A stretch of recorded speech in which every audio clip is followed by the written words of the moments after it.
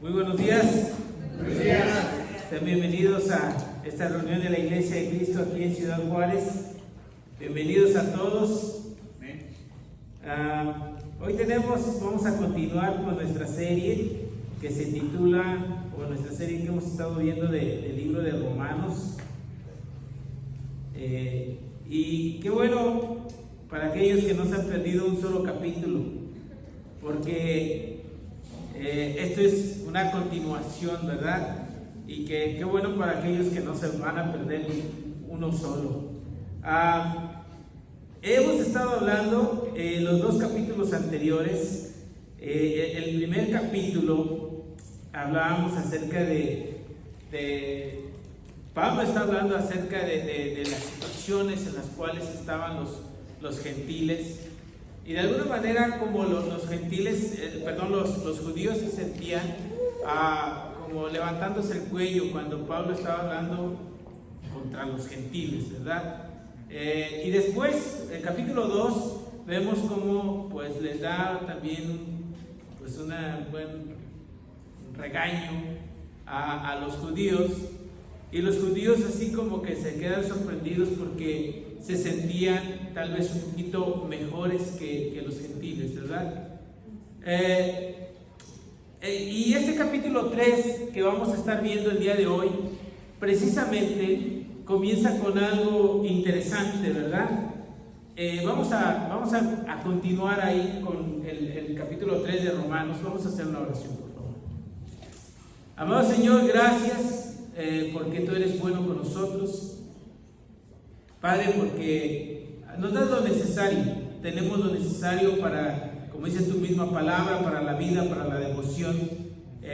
Tal vez destinamos nuestro tiempo, Señor, a veces a otras cosas que no eres tú, Señor, y la verdad es triste en nuestra vida que suceda eso. Padre, oramos porque nos ayudes a enfocarnos en este momento. Hemos destinado este tiempo para escucharte. Ayúdanos, Dios, a quitar cualquier distracción para estar enfocados en este momento. Quédate en control de todo, habla a través de mí. En nombre de Jesús oramos. Amén. Bueno, y fíjate con qué comienza entonces este capítulo 3 de Romanos. Comienza con una pregunta, ¿verdad? El versículo 1 de Romanos 3 dice ahí la palabra de Dios. Voy a leerte la nueva versión internacional, de todos aquí la tienes. Si quieres buscar en tu Biblia puedes hacerlo y utilizar la versión que tú consideres mejor. Dice, entonces, ¿qué se gana con ser judío o qué valor tiene la circuncisión? Mucho, desde cualquier punto de vista. En primer lugar, a los judíos se les confiaron las palabras mismas de Dios. Pero entonces, si a alguno le faltó la fe, ¿acaso su falta de fe anula la fidelidad de Dios? De ninguna manera. Dios es siempre veraz, aunque el hombre sea mentiroso. Así está escrito. Por eso, eres justo en tu sentencia y triunfarás cuando te juzguen. Pero si nuestra injusticia pone de relieve la justicia de Dios, ¿qué diremos? ¿Que Dios es injusto al descargar sobre nosotros su ira? Hablo en términos humanos. De ninguna manera. Si así fuera, ¿cómo podría Dios juzgar al mundo? Alguien podría objetar, si mi mentira destaca la verdad de Dios y así aumenta su gloria, ¿por qué todavía se me juzga como pecador? ¿Por qué no decir, hagamos lo malo para que venga lo bueno? Así nos calumnian algunos, asegurando que eso es lo que enseñamos, pero bien merecida se tiene la condenación. De principio, Pablo está hablando aquí entonces nuevamente a los romanos, y está hablando y primero dice, ¿qué se gana con ser judío? ¿Qué valor tiene la circuncisión? Es decir, está diciendo, primero una pregunta, ¿verdad? La pregunta, ¿qué se gana con ser judío? ¿Qué de importante tiene ser judío si nos vas a tratar igual, ¿verdad? Si estamos también mal, entonces mismo Pablo contesta, ¿verdad?, a esa pregunta, sé mucho. Versículo 2 dice mucho, desde cualquier punto de vista. ¿El por qué? Los judíos, recuerdas que es el pueblo escogido por Dios, ¿verdad? El pueblo que Dios escogió y que lo escogió, ¿por qué? Porque Él quiso, ¿verdad? Un día tú le vas a preguntar y cuando estés delante de Él, ¿y por qué lo escogiste y por qué no nos escogiste a nosotros, no? Tal vez tú le vas a preguntar eso, pero Dios los escogió a ellos, los sacó de la esclavitud donde vivían en Egipto y los llevó a través del desierto y a través del desierto aún les dio de comer. Pero todo eso se les olvidaba, ¿verdad? Como así a nosotros muchas veces se nos olvidan algunas bendiciones que Dios nos da, ¿verdad? Y más cuando nos encontramos en alguna dificultad, nos olvidamos de lo que Dios ha hecho en nuestra vida. Bueno, había muchos aspectos por los cuales ellos eran privilegiados de ser judíos, pero ellos no los veían. El contexto, y te quiero comentar un poquito acerca de esto, los niños judíos comenzaban a aprender a leer la ley a los 5 años. No como nosotros lo hacemos con nuestros hijos, ¿no? Que a veces, nada más los lunes o algún día en la semana destinas para poder darles un devocional. O a lo mejor ni lo hacen, ¿no? Y dejamos que la enseñanza la reciban aquí en su ministerio de niños. No, ellos eran estrictos en enseñarles las escrituras a partir de los 5 años. Después, a los 10 años, ya iniciaban con un estudio más profundo, ¿no? Con algunos, no solamente a través de lo que era la ley, sino también a través de algunos otros escritos, de algunos otros personajes que profundizaban en las escrituras, ¿no? Abarcaban más el contexto, toda la historia y profundizaban más. Imagínate a los 10 años, ¿no? Algunos de nosotros, a lo mejor en la vida habíamos leído la Biblia hasta que llegamos a la iglesia, ¿cierto o no? Un poquito ya grandecitos. No nos dieron ese tipo de enseñanza. Y a lo mejor nosotros también nos falta a veces con nuestros hijos.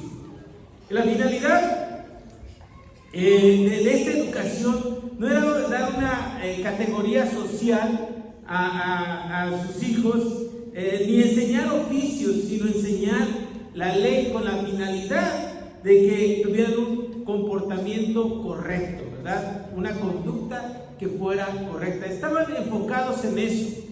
Y hoy tú te preguntas, y a lo mejor yo te pregunto, ¿en qué está enfocado el mundo? A lo mejor en que el niño, la niña vaya a la mejor escuela, ¿verdad? Tenga la mejor educación para que sea el más talentoso, el más inteligente, pero no a veces enfocados en que tenga el mejor comportamiento, ¿verdad? La mejor conducta.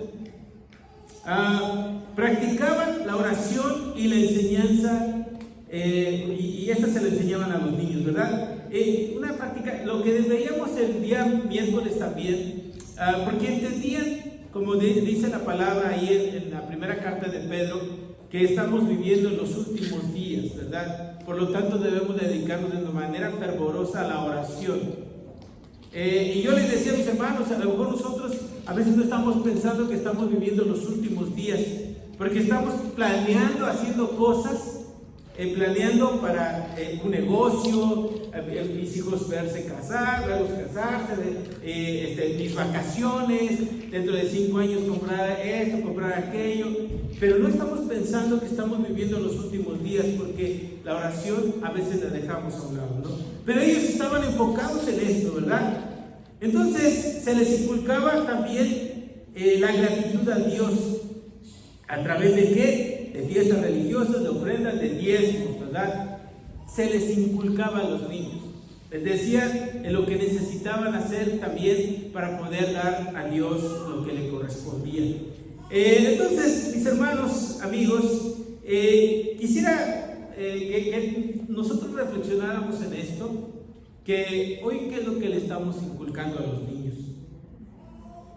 Ahora, ¿cómo hubiera sido tu vida si hubiera recibido esta formación espiritual como la de los judíos. Muchos de nosotros hemos dicho, si yo hubiera llegado antes a la iglesia, no hubiera cometido los errores que cometí, ¿verdad? Muchos de nosotros, me cuento entre ellos, pero imagínate cómo hubiera sido nuestra vida. Yo creo que sí, hubiéramos evitado muchas situaciones que estuvieron mal, ¿verdad? Muchos errores que cometimos. Pero también la pregunta es, ¿qué es lo que estamos haciendo con nuestros niños hoy? Estaba leyendo un mensaje que decía, antes, hace 30 años, tal vez un poco más, 40 años, analfabetas educaban hijos bien educados. Hoy, personas preparadas, con licenciatura, con maestría, con doctorado, están criando hijos mal educados. Y la verdad, eso ofende, ¿verdad? Sinceramente a mí me ofende. Pero es una verdad. Yo siempre me he preguntado, mis padres, yo que sepa, nunca leyeron un libro para educar a un hijo. Yo que sepa, no. Mi madre estudió, ni siquiera ni la primaria, primero de primaria, fue hasta cuando tenía, no sé, 45 años, yo recuerdo, algo así, que ella murió a los 49, más o menos, creo, 48, 49, pero como a los 45, es decir, unos 3 años antes de morir, fue que terminó la primaria. Entonces, pero sabía bien los números, las cuentas y todo eso, ¿no? Y mi papá también, ¿verdad? Mi papá creo que ni siquiera ni la secundaria tampoco.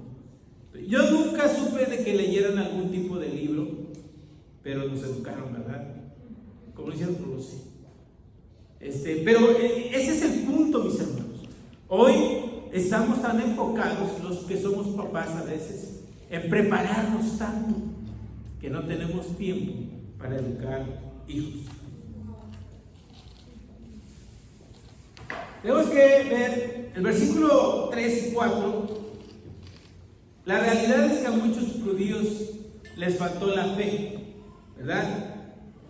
Pero Dios no tiene culpa de eso.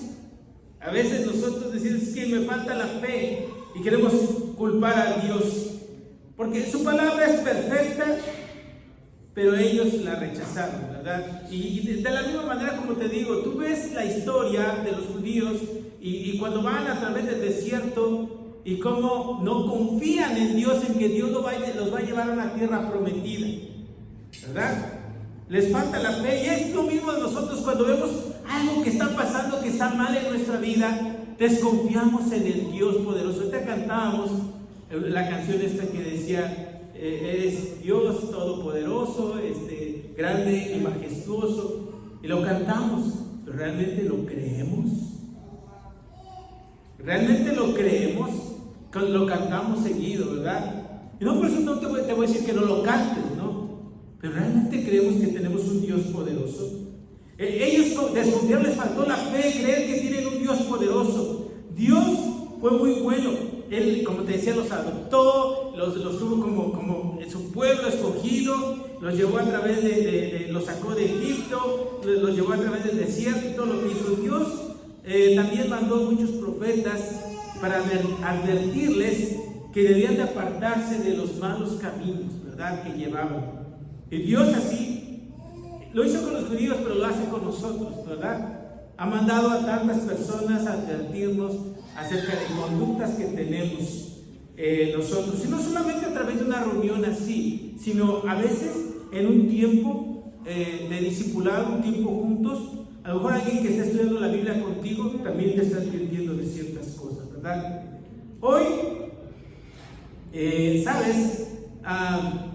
Las personas a veces reaccionamos de la misma manera. ¿Cómo es que un Dios tan poderoso no logró que su pueblo fuera fiel? ¿Sabes una cosa? Siempre he pensado en eso, que Dios nos dio la libertad. Y te he hablado de eso, ¿no? No somos una cosa como para aquí estás y aquí te quedas. Si fueras así una cosa, que no pensara y no sintiera, te quedarías aquí, ¿verdad? Pero todos somos libres. Hasta nos peinamos como nosotros queremos, nos cortamos el cabello como queremos, ¿verdad? Y los que tenemos cabello quisiéramos ser pelones, y los que no tienen quisieran tener, y así, ¿no? Todos nos vestimos como nosotros queremos porque tenemos la libre decisión, ¿verdad? No podemos culpar a Dios y a la gente culpa a Dios de la falta de fidelidad de su pueblo. ¿Sabes? También, unas preguntas relacionadas también con el juicio son muy comunes entre la gente que dice, ¿qué diremos? ¿Que Dios es injusto al descargar sobre nosotros su ira? La gente se queja de porque ¿cómo Dios va a descargar su ira sobre nosotros? Entonces diremos que Dios es injusto. Entonces ¿está siendo injusto Dios? La defensa que Pablo hace y dice, o sea, claro que no, Dios no es un Dios injusto, porque nos ha dado su palabra para poder dirigirnos y para poder educarnos de la manera correcta, ¿verdad? Muchas otras acusaciones contra Dios son, ¿y por qué las guerras? ¿Por qué las enfermedades? ¿Por qué las muertes? ¿Por qué toda esa injusticia que hay? ¿Has escuchado alguna vez eso? ¿Por qué todas esas enfermedades? Algunas de ellas, a lo mejor no tenemos respuesta. Yo no tengo respuesta, y principalmente cuando ocurre en los niños, ¿verdad? Yo no tengo respuesta de eso. Y hay un libro que yo te recomiendo que se titula Cuando lo que Dios hace no tiene sentido. Así se titula, ¿verdad? Hay cosas que nosotros no le encontramos sentido, pero hay otras cosas que yo considero también que son causas, son producto de nuestras desobediencias, ¿no? Por ejemplo, las enfermedades venéreas, ¿verdad? Esas que nos enseñaron, bueno, a mí me las enseñaron así en escuelita, yo me acuerdo de ellas y que me enseñaron, ¿no? Yo tuve mucho miedo de eso, ¿no? Esas enfermedades que se transmiten a través de una relación sexual. Entonces, todo eso, dices, ¿por qué tantas enfermedades? Bueno, hay que educar a nuestros hijos también. A veces no queremos hablarles porque, ay no, no le puedo decir eso porque está muy pequeño. Tú no sabes qué hablan los chamacos allá afuera, ¿no? Y en la escuela, y tal vez en el parque cuando tú, no, pero yo estoy en un lugar que todos mis vecinos se ven bien buena onda, bien educados. Tú no sabes, ¿verdad? Tú no sabes, y no quiero juzgar absolutamente a nadie, solamente es que abramos los ojos, ¿ok? Cuando las personas pasan por dificultades, por situaciones que son complicadas, la tendencia es acusar a Dios y culparlo de todo lo malo que pasa. ¿Sabes? A veces yo soy uno de los que quiere enojarse y quiere como defender a Dios. Dios no necesita que lo defienda. Él solito puede, ¿verdad? Él solo se defiende. No necesita que yo lo defienda. A veces culpamos a Dios. Y sabes, yo lo he culpado. Cuando pasó lo de mis hijos, yo recuerdo el accidente. Yo recuerdo que, ¿dónde estabas, Dios? ¿No? Culparlo a él. Y yo dije, ¿pero por qué? O sea, después ya dije, ¿por qué? O sea, ni que fuera, ¿no? Que nada más soy yo el que existe en este mundo. ¿O qué, verdad? Entonces, yo te invito a que estudies, como te decía, el problema del dolor y del sufrimiento desde el punto de vista bíblico. Y como te decía, lee este libro, yo te lo recomiendo. Si tú a veces has cuestionado por qué Dios hace las cosas, cuando hay cosas que Dios hace que a veces no le encontramos sentido.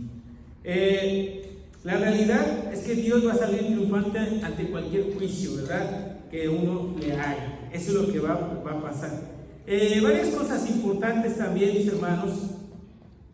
Alguien podría objetar, si mi mentira destaca la verdad de Dios, como dice aquí en el versículo 7, y así aumenta su gloria, ¿por qué todavía se me juzga como pecador? ¿Sí entendemos esto? ¿Sabes? A veces tan descarado, ¿no? El ser humano, somos tan descarados. Oye, pero si mi mentira, el pecado que tengo aumenta la gloria de Dios, si así se muestra su bondad, pues ¿por qué me dices, me quieres corregir? Estoy buscando que se aumente la gloria de Dios. ¿Me explico? En medio de mi maldad se ve más la gloria de Dios, la bondad de Dios, la misericordia de Dios, se ve a través de toda mi maldad. Eso es lo que estaban diciendo ellos. ¿Por qué todavía me juzgas? Estoy ayudando a que se muestre la gloria de Dios. Eso es lo que estaban diciendo los judíos. Y sabes que muchos de nosotros a veces podríamos pensar así. O ir por la vida como comportándonos todavía de manera incorrecta, porque vemos todavía la bondad de Dios. Seguimos viendo cómo Dios nos sigue ayudando y cuidando. Y dando bendiciones, ¿no? Y más cuando vemos, por ejemplo, una casota grandota, ¿no? Dice, mira cuánto Dios lo bendijo, ¿no? Lo relacionamos con eso. Todos los bienes materiales, ¿no? Lo relacionamos con la bendición de Dios. Y pensamos, estoy bien delante de Dios, no estoy tan mal, porque sí he hecho algunas cosas que están mal, pero otros están peor que yo. Bueno, estos hombres estaban así, o sea, de alguna manera es así, ¿no? Como que, pues, con eso se está mostrando más el poder, la grandeza de Dios, la misericordia, su amor, ¿no? Con mi pecado. No podemos actuar de esa manera. Y dice el versículo 8, ¿por qué no decir, hagamos lo malo para que venga lo bueno, ¿no? Esto trae como una frase que se utiliza hoy aquí, ¿no? Lo has escuchado a lo mejor alguna vez. El fin justifica los medios. A veces encontramos un fin bueno, ¿no? No sé, construimos una casota o un salonzote. A lo mejor el dinero con lo que se obtuvo no está tan bien, pero mira lo que construimos tan bonito para que se reúna la iglesia, ¿no? O para darle de comer a los niños. Podríamos llegar a pensar de esa manera. La gente llega a pensar de esta forma. Hay que tener mucho cuidado. Pablo afirmó que estas acusaciones eran una calumnia, ¿verdad? Y que quienes torcieran la pureza de la gracia de Dios iban a merecer condenación. O sea, ese es el resultado, ¿verdad? Entonces nosotros no tenemos que enojarnos y sentirnos mal. Tal vez sí es orar porque la persona cambie, porque recuerda que Dios lo que espera es que el pecador se vuelva a Él, ¿verdad? No es que se pierda, porque a veces queremos que muera, ¿no? Que le pase algo malo, algo terrible, merece castigo. No, lo que Dios espera es que esa persona se vuelva. Y también con nuestros dineros, mis hermanos. Fíjate que estaba la semana pasada, no me acuerdo qué semana, volví a yo escuchar la escritura de Malaquías, no me acuerdo quién la daba, hablaba de Malaquías y acerca de que no robemos el dinero de Dios. También nuestras ofrendas, mis hermanos, ahí podemos estar engañando cuando no damos a Dios lo que Él merece. Yo no voy a poner a hacer, como decimos, manita de puerco, para que podamos dar nuestras ofrendas, pero tú checa delante de Dios, porque hoy hay situaciones que a veces se viven donde se dice que la gente manipula a otros, ¿no? Para que hagan cosas que deben de hacer, ¿no? Yo lo único que sí les animo a que cada uno ponga su corazón delante de Dios, nada más. ¿Qué más dice? Versículo 9. ¿A qué conclusión llegamos? Todavía no estamos concluyendo nada, pero bueno, esta parte dice, Pablo está diciendo, ¿a qué conclusión llegamos? ¿Acaso los judíos son mejores? De ninguna manera. Ya hemos demostrado que tanto los judíos como los gentiles están bajo el pecado. O sea, como te decía, capítulo 1 hablaba de los gentiles, capítulo 2 de los judíos. Entonces dice, tanto unos como otros están bajo el pecado. Así está escrito, no hay un solo justo, ni siquiera uno. No hay nadie que entienda, nadie que busque a Dios. Todos se han descarriado, a una se han corrompido. No hay nadie que haga lo bueno, no hay uno solo. Su garganta es un sepulcro abierto, con su lengua profieren engaños, veneno de víbora hay en sus labios. Llena está su boca de maldiciones y de amargura. Veloces con sus pies para ir a derramar sangre, dejan ruina y miseria en sus caminos. Y no conocen la senda de la paz. No hay temor de Dios delante de sus ojos. Ahora bien, sabemos que todo lo que dice la ley, lo dice a quienes están sujetos a ella, para que todo el mundo se calle la boca y quede convicto delante de Dios. Por tanto, Nadie será justificado en presencia de Dios por hacer las obras que exige la ley. Más bien, mediante la ley cobramos conciencia del pecado. Qué fuerte, ¿no? Qué fuerte. ¿A qué conclusión llegamos entonces? Que tanto los judíos como los gentiles están bajo el pecado, es lo que dice la palabra, ¿verdad? Tanto judíos como gentiles están bajo el pecado. Versículo 11, no hay nadie que entienda, nadie que busque a Dios. El pecado, mis hermanos, amigos, comienza por la falta de entendimiento. Por lo tanto, no hay nadie que busque a Dios. ¿El entendimiento en qué? Como veíamos el día miércoles y te decía nuevamente hoy, si nosotros entendiéramos que estamos viviendo nuestros últimos días, estaríamos dedicados a la oración con fervor, ¿verdad? No solamente orar, bueno, ya voy de camino rápido porque ya se me hizo tarde, voy al trabajo y oro en mi carro, ¿no? Sino con un deseo profundo de conectarse con Dios. Y como decía también Pedro, ¿no? Buscando ser hospitalarios, buscando amar al prójimo, ¿verdad? Un amor fraterno. Entonces, esa es la falta de entendimiento, ¿no? La falta de entendimiento, ¿por qué? Porque, oye, buscando otras actividades, otras cosas, pero no buscando entender que necesitamos estar cercanos a Dios, ¿verdad? Y dice, y bueno, yo te pregunto, ¿en qué invertiste tu tiempo esta semana? Tú piensa en qué invertiste, y sería bueno que tú lo buscaras como de las 24 horas, ver cuánto le inviertes a tu trabajo, a tu familia, a tu, a tu devoción con Dios, ¿verdad? A las redes sociales, a la búsqueda de otras actividades. ¿Cuánto tiempo le inviertes? Porque realmente el tiempo a donde le invertimos es lo que realmente nos importa, lo que realmente le damos importancia. Yo te animo a eso, que hagas de tus 24 horas digas, a ver, ¿a qué le estoy invirtiendo realmente el tiempo? Porque a nadie nos alcanza el tiempo. O quien dice, a mí me sobran horas, no sé ni qué hacer con ellas. ¿Quién? Levanta la mano, ¿quién dice? Yo tengo un montón de horas. No, mi hijo también tiene muchas actividades que hacer. Tiene negocio, ¿verdad? Entonces, yo creo que todos tenemos muchas cosas y decimos no tenemos tiempo, ¿no? Pero ¿a qué le dedicamos tiempo? Porque a lo que le dedicamos tiempo es lo que realmente nos importa. ¿Cuál es la raíz? Esta es la raíz. Versículo 18. No hay temor de Dios delante de sus ojos.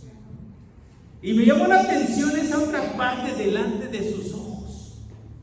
Porque, ¿sabes? Tenemos temor de Dios, o tenemos un temor, pero de las personas. ¿Por qué te digo? Porque nos conducimos de una manera delante de otras personas. ¿Qué ves en el teléfono cuando nadie te ve? ¿Qué ves en la computadora? ¿Qué ves en la televisión cuando nadie te ve? Cuando no otra persona te ve. En tu trabajo, ¿qué haces cuando nadie te ve? Cuando no está el jefe. Le tenemos temor a las personas, no temor a Dios.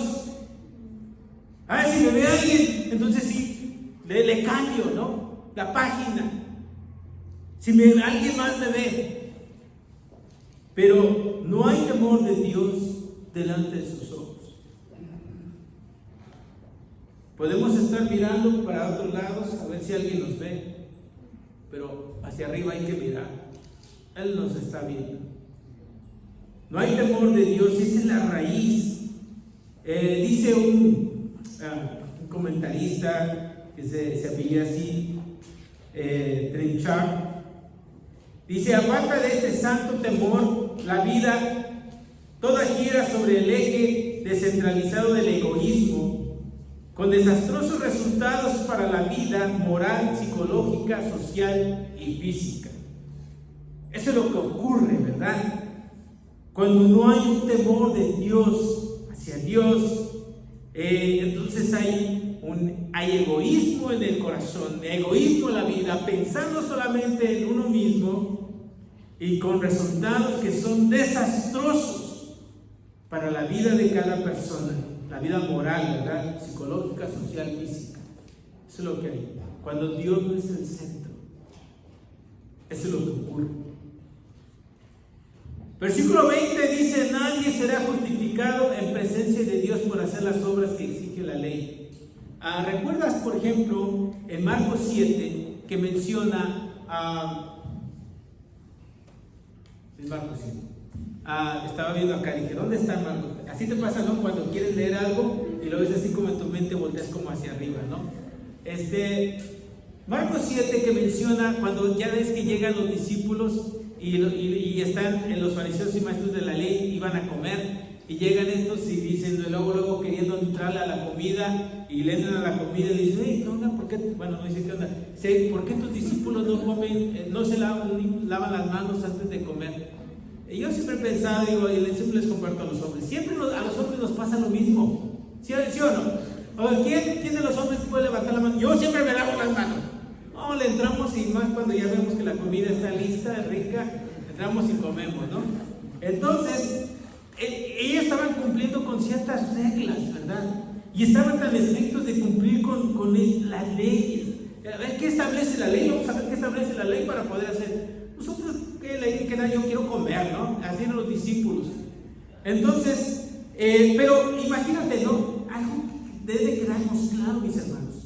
No por obedecer o por hacer las obras, porque algunos, pero he hecho cosas buenas en la vida, yo doy mi ofrenda, yo asisto a mi reunión, yo he estudiado la Biblia, y luego más, que hablamos de nuestro pasado. Es algo que yo honestamente, ya te dije la vez pasada que estuve yo con los universitarios hace muchos años, y tenemos un grupo de universitarios, ya estamos viejos todos, y hablando de las glorias pasadas. No, es que cuando éramos universitarios y quisimos y deshicimos y quién sabe qué. Bueno, ¿qué estás haciendo ahora, no? Porque a veces como que queremos que las obras nos salven. Las obras nos salven. Pero hoy nuestra conducta a lo mejor ni siquiera está agradando a Dios, ni siquiera estamos viviendo como discípulos.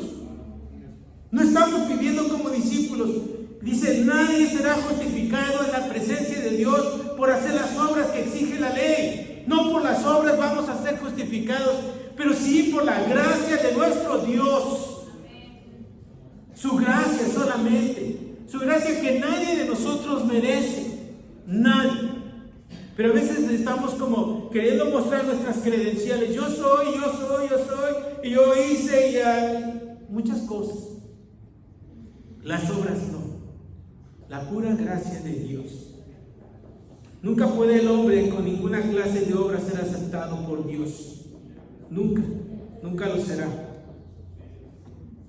Dice versículo 21, pero ahora, si la mediación de la ley se ha manifestado la justicia de Dios, de la que dan testimonio la ley y los profetas, esta justicia de Dios llega mediante la fe en Jesucristo a todos los que creen. De hecho, no hay distinción, pues todos han pecado y están privados de la gloria de Dios. Pero por su gracia son justificados gratuitamente mediante la redención que Cristo Jesús efectuó. Dios lo ofreció como un sacrificio de expiación que se recibe por la fe en su sangre, para así demostrar su justicia. Anteriormente, en su presencia, Dios había pasado por alto los pecados, pero en el tiempo presente ha ofrecido a Jesucristo para manifestar su justicia. De este modo, Dios es justo y a la vez el que justifica a los que tienen fe en Jesús. La justicia de Dios es increíble, ¿no? Ya decía, creo que el miércoles decía Pati que vamos a estar en la presencia de Dios, ¿verdad? Todos nosotros lo sabemos. Él es el que nos va a hacer justos, pero por la pura gracia de Dios. Esta justicia llega a quienes creen en Jesucristo y llega de manera gratuita. Y voy a decirlo de manera gratuita, y puse ahí una escritura, Santiago 2:19. ¿Qué quiere decir? que nosotros necesitamos creer en Jesús, ¿verdad? Pero recuerda lo que dice esa escritura, Santiago 2:19, dice que hasta los demonios creen y tiemblan de miedo. También habla acerca de Santiago de que debe haber obras, pero esas obras son principalmente obediencia a Dios. O sea, no puedo decir, yo creo, los demonios creen también y tiemblan de miedo. Tenemos que ser obedientes a Dios. No obedientes cuando la gente nos ve solamente, sino obedientes aun cuando nadie nos ve aparentemente, pero nuestro Dios sí nos ve. Entonces, la realidad de la humanidad es que todos han pecado. Todos hemos pecado. Estamos lejos de la presencia gloriosa de Dios. Necesitamos de Dios. Pero en medio de esa necesidad que tenemos, queremos poner condiciones a Dios para poder acercarnos a Él en el tiempo que yo pueda y yo tenga, y le dejamos lo que nos queda, ¿verdad? Las obras. Cuando ya haya terminado mi universidad, cuando ya no tenga tanto trabajo, cuando no tenemos trabajo, Dios, por favor, dame trabajo, ¿no? A veces estamos así de esa manera. Entonces, decisión de Dios, por su gracia, somos justificados gratuitamente. No necesitamos hacer nada, ¿no? Solamente obedecer como buenos hijos. Así como tenemos nuestros hijos que nos obedecen, hazte cuenta, igualito, ¿no? No como ellos. De repente hay algunas situaciones que no están bien, ¿verdad? Y tenemos que ayudarlos. Jesús fue ofrecido como sacrificio de expiación.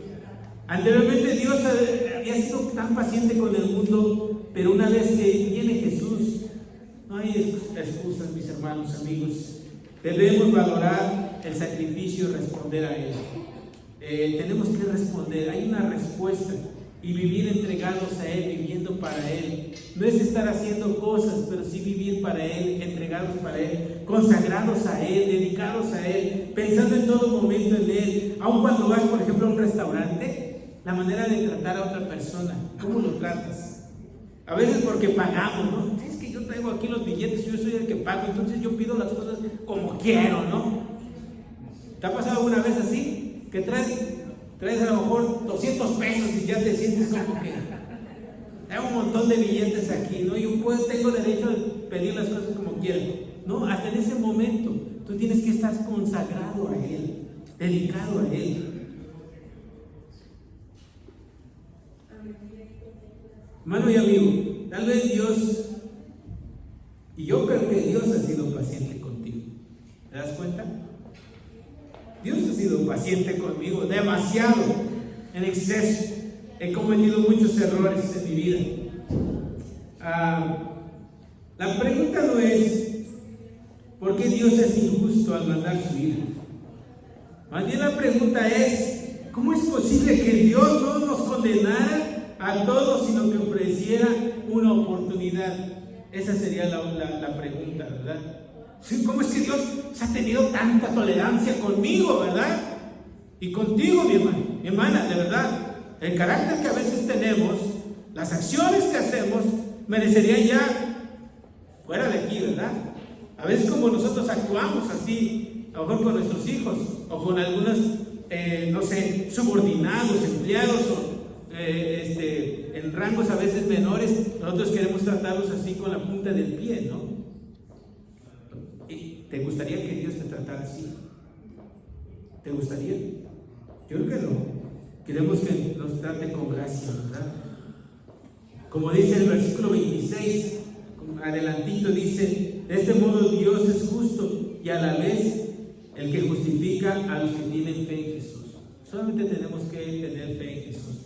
Pero como te decía, no es solamente es como una fe donde ya tengo fe, ya creí y ya estoy bien. Dice, hay que obedecerle también, ¿verdad? Vivir para Él. Dice el capítulo 3, versículo 27, y ahí vamos a terminar. ¿Dónde pues está la jactancia? Queda excluida. ¿Por cuál principio? ¿Por el de la observancia de la ley? No, sino por el de la fe.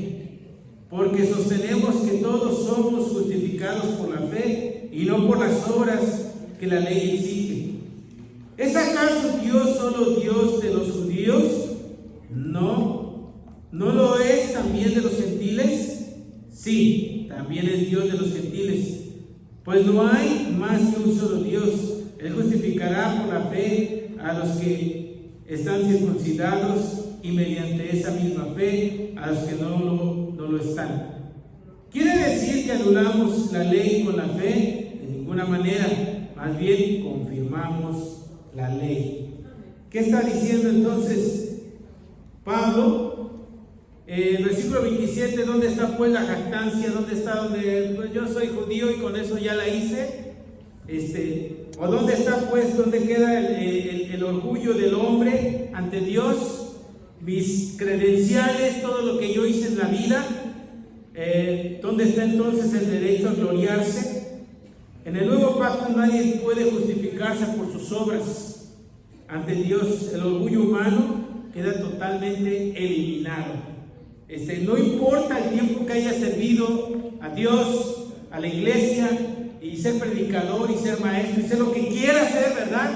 Cualquier rol que tengamos, o ser un servidor de charla y haber tenido tantos años en la iglesia, lo que te salva es la gracia de Dios. Pero recuerda, si quiero hacer como paréntesis, ¿verdad? Recuerda que también los demonios creen y tiemblan de miedo. Hay que obedecer a Dios. Por eso no hay lugar para las actitudes orgullosas de creyentes que se sienten grandes, más importantes, que son buenos, que han realizado tantas obras.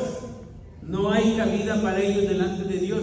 Pueden caber en una iglesia, pero con Dios no van a caber, ¿verdad? Entonces, hoy podemos burlarnos de Dios o pensar que nos estamos burlando de Dios y de las personas y seguir actuando como uno quiera, ¿no? Pero delante de Dios no caben ese tipo de personas. Sin embargo, el versículo 31, la ley no es anulada con el evangelio, como dice, ¿no? Más bien es confirmada la ley. La ley era un medio temporal de justificación, pero apuntaba hacia el futuro, es decir, hacia Jesús, ¿verdad? Hacia allá está apuntada. Entonces, mis hermanos, como conclusiones, terminamos ahí. Dios no tiene culpa de que algunos creyentes fallen. ¿Has conocido a alguien que ha fallado? Ahora has conocido a alguien y por eso tu fe dices, por eso mi fe está débil. He visto cuántos han fallado. Mira cómo llega tarde, no llega, no ofrenda, lo he visto allá haciendo cosas que están mal. He sabido de él, por ahí he escuchado. No culpes a nadie. Tú tienes una relación y tienes la oportunidad de tener una relación con Dios a través de Jesús, ¿verdad? Entonces, no culpemos a nadie. Eres tú con Dios a través de Jesús. Dios tampoco tiene la culpa de las consecuencias de la maldad del mundo.